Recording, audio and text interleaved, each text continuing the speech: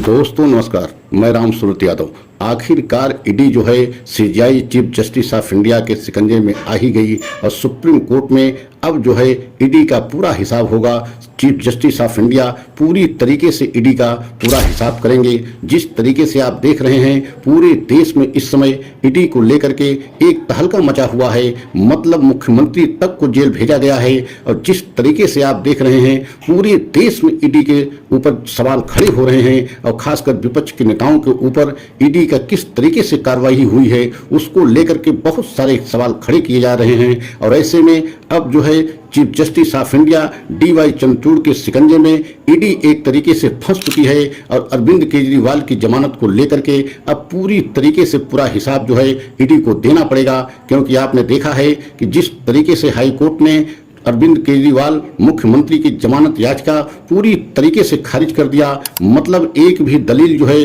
अरविंद केजरीवाल की नहीं मानी गई न सुनी गई। और आपने देखा भी है कि जब बहस चल रही थी तो ऐसा लग रहा था कि एकदम ईडी की तरफ से जो वकील मतलब बहस कर रहे थे एकदम बैकफुट थे, लेकिन जब फैसला आया तो पूरी तरीके से जो है ईडी के सभी दलीलों को हाई कोर्ट के जस्टिस सूर्यकांत शर्मा ने माना और याचिका में पूरी तरीके से जो है झटका अरविंद केजरीवाल को लगा। और अब जो है वही मामला जो है सुप्रीम कोर्ट में डीवाई चंद्रचूड़ की अदालत में पहुंच गया है। अब पूरी तरीके से वहां हिसाब होगा। तो आज अगर आप हमारे चैनल पे पहली बार हैं तो चैनल को लाइक सब्सक्राइब कर लें और वीडियो को अंत तक देखें। पूरा सच हम बताएंगे, पूरा खुलासा करेंगे कि किस तरीके से अब ईडी के ऊपर मुसीबत आने वाली है। और आपको सबसे पहले संजय सिंह की जमानत का हम आपको थोड़ा सा ब्यौरा देना चाहते हैं, थोड़ा सा जो है उनके विषय में बताना चाहते हैं कि जब संजय सिंह का मामला संजीव खन्ना जस्टिस संजीव खन्ना के बेंच में गया था तो उसमें आपने देखा था कि किस तरीके से ईडी को बहुत बड़ी मुसीबत झेलनी पड़ी थी और डांट फटकार भी झेलनी पड़ी थी। संजीव खन्ना जस्टिस संजीव खन्ना ने पूरी तरीके से जो है ईडी से स्पष्ट कह दिया था कि कब तक आप जो है जेल में रखना चाहते हैं, हम आज ही पूरी तरीके से इस पर सुनवाई करना चाहते हैं और आज ही पूरे केस को एकदम खत्म करना चाहते हैं। तो ईडी ने एकदम हाथ खड़ा कर दिया और कहा कि हमें जो है इनकी जमानत पर विरोध नहीं करना है और हम जो है चाहते हैं कि इनकी जमानत आप दे दें। तो आप समझ सकते हैं कि वही मामला जो है अब जो है अरविंद केजरीवाल का जो मुख्यमंत्री हैं और वो भी ईडी के द्वारा जेल भेजे गए हैं और अब की सुनवाई जो है चीफ जस्टिस ऑफ इंडिया की कोर्ट में होगी और 15 तारीख को उसमें तारीख लगा दी गई है। तो आप समझ सकते हैं कि अब ईडी का पूरा हिसाब जो है डीवाई चंद्रचूड़ लेंगे कि किस तरीके से आप जो है विपक्ष के बड़े बड़े नेताओं को यहां तक कि मुख्यमंत्री तक को आपने नहीं बख्शा, उनको जेल में डाल दिया। और ऐसे समय में जो है जब चुनाव एकदम चल रहा हो और यही विपक्ष आरोप लगा रहा है कि एक तरीके से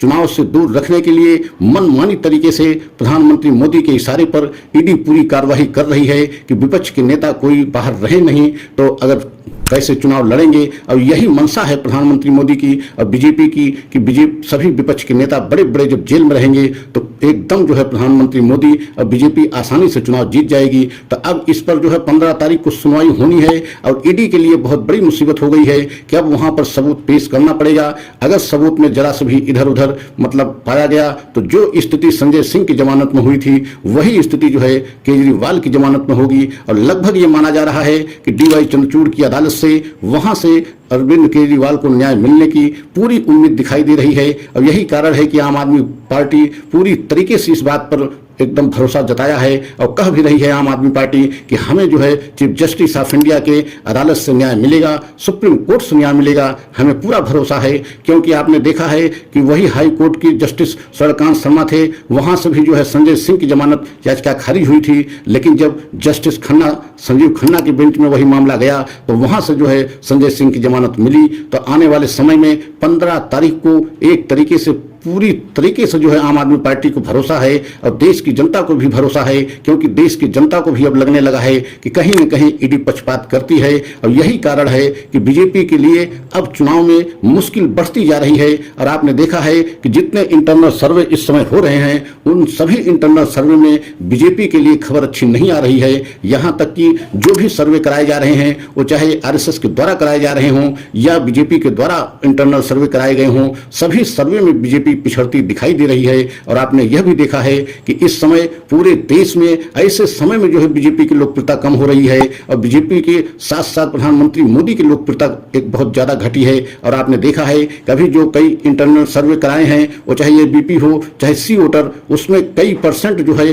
वोट कम होती दिखाई दे रही है बीजेपी के। और पूरी बीजेपी में इस समय भगदड़ मची हुई है कि चुनाव ऐन वक्त पर ऐसे वोट कम कैसे हो रहा है प्रतिशत, मतलब बीजेपी का वोट बढ़ना चाहिए, लेकिन धीरे धीरे जो है जैसे जैसे चुनाव नजदीक आता जा रहा है बीजेपी का वोट प्रतिशत घटता जा रहा है। और यही कारण है कि प्रधानमंत्री बेहद जो है चिंतित नजर आ रहे हैं कि लग रहा है कि 2024 चुनाव में प्रधानमंत्री मोदी को बहुत बड़ी जो है एक तरीके से समस्या खड़ी हो गई है। क्योंकि आपने देखा भी है कि इलेक्टोरल बॉन्ड का सच, इलेक्टोरल बॉन्ड का डाटा पूरे देश के सामने जब से आया है, और वह भी data chief justice of India के कड़े रुख के कारण आया है, अन्यथा यह भी डाटा सरकार नहीं चाह रही थी, बीजेपी नहीं चाह रही थी कि इलेक्टोरल बॉन्ड का डाटा पूरे देश के सामने आए। लेकिन चीफ जस्टिस ऑफ इंडिया के बहुत कड़े सख्त तेवर के कारण जो है एसबीआई पूरा डाटा चुनाव आयोग को दिया और चुनाव आयोग ने अपने वेबसाइट पर पूरा डाटा डाला। और तभी से पूरी बीजेपी के लिए एक तरीके से मुश्किल का दिन शुरू हो गया है और आने वाले समय में बीजेपी को और मुश्किलों का सामना करना पड़ेगा।